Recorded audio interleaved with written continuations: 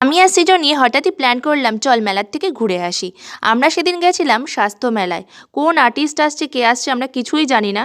তো তোমরা এক ঝলক দেখে নাও মেলার পরিবেশটা। সেদিন অতটা ভিড় ছিল না, ফাঁকাই ছিল।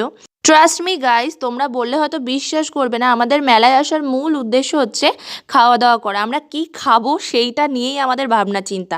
কোন আর্টিস্ট আসছে, কি নাচ গান হচ্ছে, ওসব আমাদের লক্ষ্য নেই।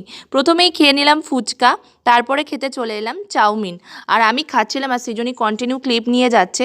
তো যাই হোক, তারপরে মোমো খেতে চলে এলাম। আর মোমোটা কি বাজে খেতে ছিল। যাই হোক, খাবারকে কখনো অসম্মান করা উচিত না।